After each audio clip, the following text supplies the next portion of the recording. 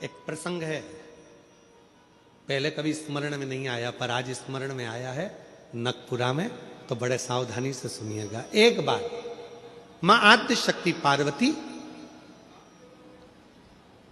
अपनी सखी गजमुखी के पास गई। क्या नाम था उनकी सहेली का? गजमुखी। जम के बोलो, गजमुखी। उनकी सखी गजमुखी के पास गई। ध्यान देना थोड़ा सा। एक शिवजी के गण नंदी और एक पार्वती जी की सहेली गजमुखी। कहते हैं शंकर भगवान के गण नंदी इतने सुंदर थे, इतने सुंदर थे कि उनको देखकर अप्सराएं भी उनकी ओर आसक्त हो जाती थी। इतने सुंदर, इतने सुंदर। तब बाबा देवादिदेव महादेव की आराधना में नंदी लग गए। शिवजी ने कहा वर मांगो तुमको क्या चाहिए, तो कहा कि मेरा मुख बदल दो, मुझे ये मनुष्य का चेहरा नहीं चाहिए। क्यों? अगर ये चेहरा रहेगा तो लोग मेरी ओर आसक्त होंगे और मैं आपकी भक्ति नहीं छोड़ना चाहता, इसलिए मुझे ये चेहरा हटाकर आप नंदी का चेहरा लगा दीजिए और मुझे आपका शिष्य बना दीजिए। दूसरे नंबर पर है माता पार्वती जी की सहेली गजमुखी।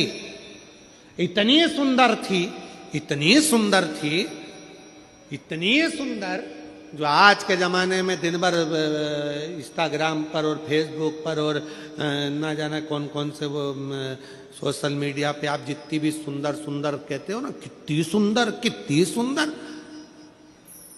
ये सब जितनी दुनिया की सुंदरता है पार्वती जी के साथ रहने वाली एक उनकी सखी गजमुखी के चरणों की धूल के बराबर है। चरणों की धूल के बराबर।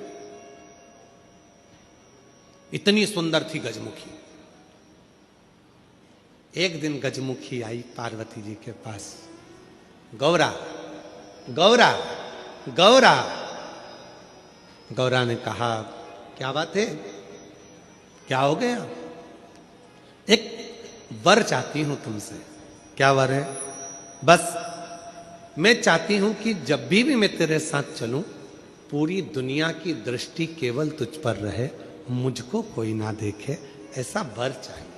पार्वती जी ने कहा इतनी स्त्री की सुंदरता तो उसके चेहरे से ही होती है और तू ऐसा वर मांग रही? नहीं नहीं नहीं, मुझे बस तू वर दे दे, ऐसा वर दे दे। पार्वती जी ने कहा तुझे जो अच्छा लगे वो प्राप्त कर ले, मुझे हाथी का मुख लगा दे।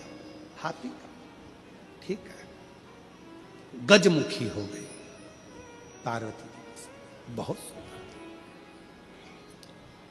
अब एक बार गजमुखी ने नंदी से संवाद कर लिया। बहुत सुंदर प्रसंग है, थोड़ा ध्यान देना। पहली बार स्मरण में आया इसलिए उसको सुनाने का मन कर गया। बहुत सुंदर। गजमुखी ने नंदी से एक बार संवाद कर लिया। दोनों की खींचातानी होने लगी। नंदी कहने लगे भोलेनाथ जी के भार को मैं अपने कंधे पर लेकर चलता हूं, मेरी पीठ पर शिव और शक्ति दोनों विराजमान होते हैं, मैं उन दोनों को भ्रमण कराते रहता हूं।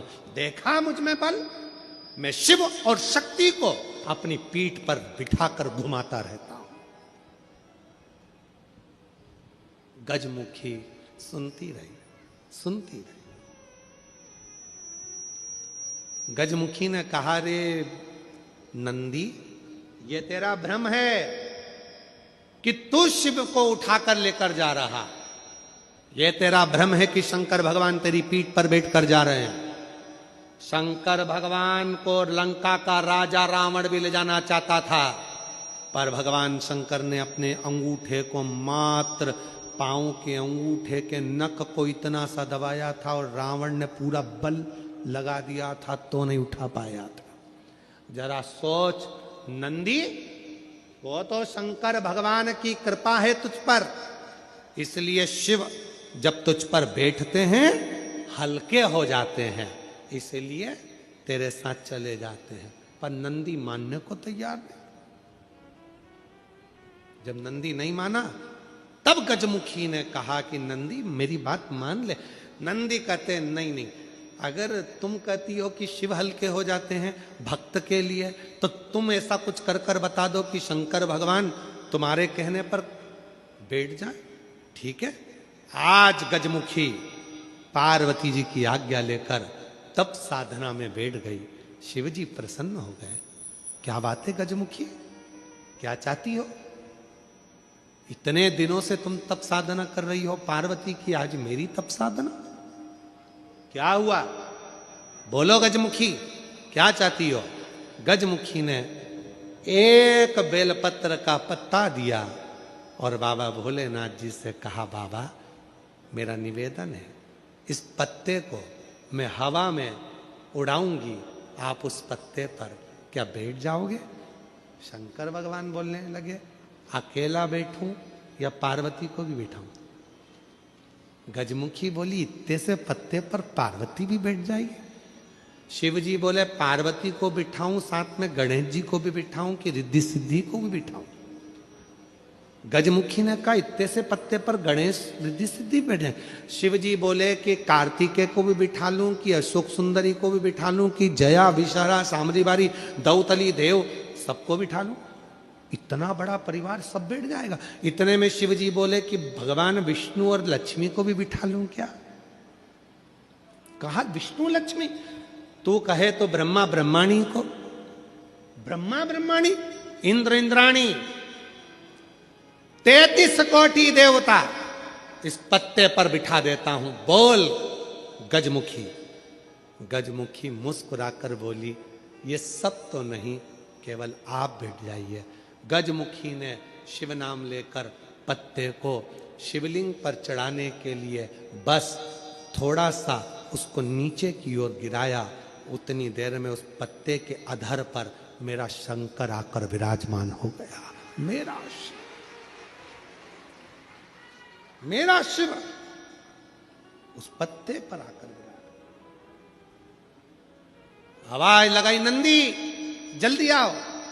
तुम कहते थे मुझ में बल है, मैं शिव को पीठ पर बिठाता हूं। तुमसे ज्यादा बल एक बेलपत्री के पत्ते में है, जो पूरे 33 कोटि देवता को एक पत्ते पर बिठा सकता है। एक बेलपत्र के पत्र में वो बल होता है, एक बेलपत्र के पत्ते में वो बल होता है, पूरे ब्रह्मांड को वो अपने में समेटे रहता है।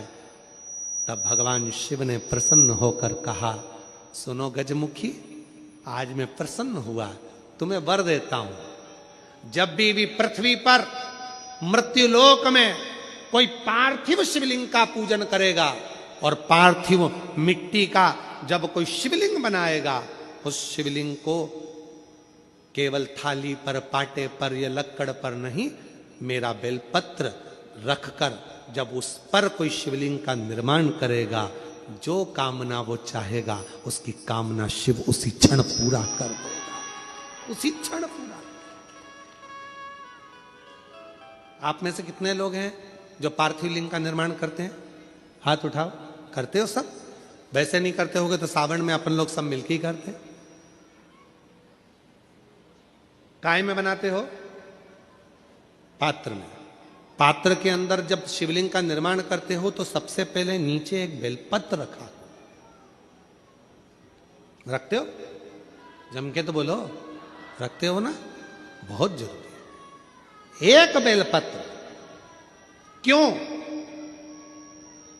कहते हैं जब हमने शिवलिंग बना लिया, पूजन चालू कर दी, पानी डालना प्रारंभ करा, ये तो मिट्टी है, धीरे धीरे पानी चढ़ते चढ़ते गलने लगती है। जब मिट्टी गलने लगती है, शिवलिंग थोड़ा थोड़ा थोड़ा थोड़ा खंडित होने लगता है। मन में आता है कि हमने शिव जी की पूजन करी, शिवलिंग मिट्टी का था, गल रहा है। शहद चढ़ाने से, दूध चढ़ाने से, जल चढ़ाने से, अभिषेक करने से मिट्टी गलने लगी है, शिवलिंग खंडित होने लगा है।